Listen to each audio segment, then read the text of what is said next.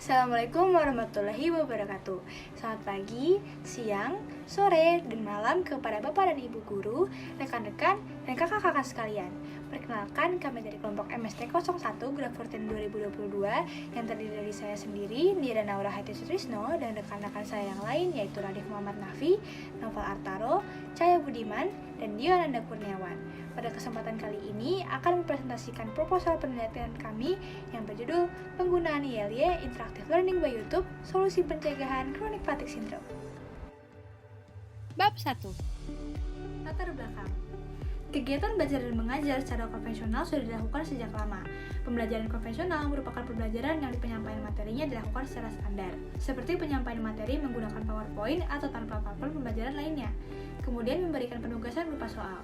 Menurut Porter, tahun 2018, banyak siswa yang merasa bosan dengan proses pembelajaran yang biasa digunakan, yaitu pembelajaran konvensional, karena sebagian siswa beranggapan bahwa pembelajaran konvensional di kelas terlalu kuno. Perasaan bosan yang dirasakan oleh siswa di kelas mengakibatkan rasa lelah dan tidak bersemangat dalam setiap pembelajaran. Rasa lelah ini yang menyebabkan para siswa dapat mengalami chronic fatigue syndrome. Dilansir dari Indonesia Re, Chronic Fatigue Syndrome atau CFS alias sindrom kelelahan kronis adalah kelainan yang dikarakteristikan oleh rasa kelelahan yang sangat berat, berkepanjangan, dan tidak memiliki latar belakang atau penjelasan medis yang pasti. Untuk menangani kasus seperti ini, metode pembelajaran ILY yang dilaksanakan pada saat kegiatan pembelajaran konvensional menjadi salah satu solusi metode yang efektif karena termasuk dalam metode yang lebih fleksibel, efisien, dan interaktif dibandingkan dengan metode konvensional yang pembelajarannya bersifat hanya satu arah. Dengan pembelajaran ILY, para pelajar dapat merasa lebih nyaman dalam proses pembelajaran yang dilaluinya serta sekaligus dapat mencegah penyebab adanya chronic fatigue syndrome. Yang kedua adalah rumusan masalah. Rumusan masalah yang diambil oleh peneliti adalah 1. Bagaimana pengaruh ILY dalam mengatasi gejala chronic fatigue syndrome? 2. Apakah penggunaan media pembelajaran ILY lebih efektif mencegah chronic fatigue syndrome dibandingkan dengan media pembelajaran konvensional biasa? Yang ketiga adalah tujuan penelitian. Tujuan dari penelitian ini diantaranya 1. Mengetahui media pembelajaran mana yang lebih efektif untuk mengurangi resiko terkenanya chronic fatigue syndrome saat pembelajaran konvensional. 2. Mengatasi permasalahan terhadap status kelelahan siswa dalam pembelajaran konvensional. 3. Memberikan solusi dalam sistem pembelajaran di Indonesia agar lebih maju dan modern. Yang keempat adalah manfaat penelitian. Manfaat yang didapat dari penelitian ini adalah dapat memberikan pemahaman teknologi tentang media pembelajaran melalui YouTube kepada masyarakat serta dapat ikut serta dalam memberikan solusi untuk Indonesia bahwa pembelajaran ILY merupakan media yang efektif, efisien, dan inovatif dalam mengurangi gejala chronic fatigue syndrome saat pembelajaran konvensional. Bab 2. Pengertian media pembelajaran dikutip dari Eda Swin, Larendianya dari Merdeka. Media pembelajaran secara umum adalah alat bantu proses belajar mengajar. Segala sesuatu yang dapat digunakan untuk merasa pikiran, perasaan, perhatian, dan kemampuan atau keterampilan pembelajar sehingga dapat mendorong proses belajar. Pengertian media pembelajaran konvensional. Menurut Jamara 1996, metode pembelajaran konvensional merupakan metode pembelajaran tradisional atau disebut juga dengan metode ceramah. Sejak dulu, metode ini telah dipergunakan sebagai alat komunikasi lisan antara guru dengan anak didik dalam proses belajar dan pembelajaran. Interactive Learning by YouTube atau yang bisa disebut juga sebagai ILY adalah jenis pembelajaran yang menekankan proses belajar mengajar menggunakan layanan YouTube yang diberikan oleh guru kepada siswa dengan menyajikan konten pembelajaran seperti teks, gambar, pekerja atau animasi, video, serta audio. Pemanfaatan YouTube sebagai media pembelajaran membuat guru dapat menciptakan kondisi dan suasana pembelajaran yang menarik, menyenangkan, dan interaktif.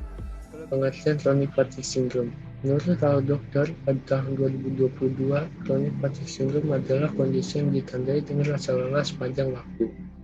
Hal ini akan mengurangi kualitas hidup penderitanya, karena keluhan yang terus-menerus terjadi akan membuat penderita CFS merasa tidak bertenaga untuk bekerja atau melakukan aktivitas lainnya. Berbeda dengan kelelahan karena menjalani aktivitas berat, hingga membuat penderita sulit beranjak dari tempat tidur. Rasa lelah ini juga bisa muncul saat bangun tidur meski sudah cukup untuk tidur. Bukan hanya pada orang dewasa, kondisi ini juga bisa terjadi pada anak-anak. Penyebab chronic fatigue syndrome. Hingga saat ini penyebab pasti sindrom kelelahan kronis masih belum diketahui. Namun, Beberapa faktor berikut dapat meningkatkan risiko seseorang untuk terkena sindrom ini. Yang pertama, kelemahan pada sistem kekebalan tubuh. Yang kedua, penyakit autoimun. Yang ketiga, stres berlebihan. Yang keempat, gangguan psikologis seperti depresi dan gangguan cemas. Gejala chronic fatigue syndrome. Sindrom kelelahan kronis dapat menimbulkan gejala yang bervariasi, bergantung pada tingkat keparahan dari kondisi yang dialami setiap penderita.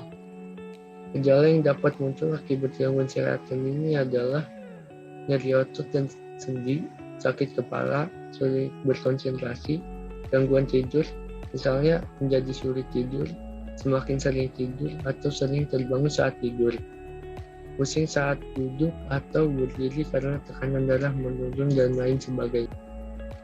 Bab 3. Selanjutnya adalah metode pemrolehan data. Peneliti menggunakan pemrolehan data jenis kuantitatif yang menggunakan 6 metode dalam memperolehnya, yaitu pemilihan siswa, tes awal, pembagian kelompok, pembelajaran, tes akhir, dan pengambilan data. Pertama ada pemilihan siswa. Pemilihan siswa pada penelitian ini dilakukan dengan cara memilih 30 siswa SMA Negeri 81 Jakarta secara acak dengan tingkat yang sama, yaitu pada kelas 10. Kedua adalah tes awal. Tes awal dilakukan dengan cara memberi beberapa soal dasar mengenai gejala dan penyebab awal chronic fatigue syndrome yang dirasakan oleh siswa sebelum melakukan uji coba. Soal disajikan dalam bentuk kuesioner. Ketiga adalah pembagian kelompok. Pembagian kelompok dilakukan dengan cara membagi para siswa menjadi 2 kelompok dengan 15 orang anggota per kelompok berdasarkan hasil dari pretest yang dilakukan. Keempat adalah pembelajaran. Pembelajaran ini dilakukan selama 1 minggu dengan 2 cara yang berbeda setiap kelompoknya, yaitu pembelajaran konvensional dan pembelajaran ILE. Kelima adalah tes akhir. Tes akhir pada penelitian kali ini berisi tentang pertanyaan yang mengarah kepada keefektivitasan metode pembelajaran yang dilakukan terhadap gejala chronic fatigue syndrome. Contohnya pertanyaan yang akan diberikan antara lain, berapakah skala stres atau nyeri sendi dan otot atau lelah yang ada pada dirimu setelah menjalani pembelajaran yang telah diberikan. Setiap siswa mengisi soal tes akhir dengan tipe pertanyaan tersebut. Tes akhir dilakukan untuk melihat hasil efektivitas tingkat gejala chronic fatigue syndrome pada masing-masing individu yang melakukan uji coba. Selanjutnya adalah pengambilan data. Data yang diambil berupa skala ukur nilai hasil post-test berupa kuesioner yang dilakukan sebelumnya. Pengambilan data digunakan untuk dianalisis lebih lanjut dan akan mendapatkan hasil berupa kesimpulan. Sekian pemaparan penelitian dari kelompok kami, yaitu kelompok MST1 Grafotin 2022. Semoga penelitian ini dapat menjadi inovasi bagi ilmu sains dan teknologi ke depannya. Sekian dari kami, terima kasih. Assalamualaikum warahmatullahi wabarakatuh.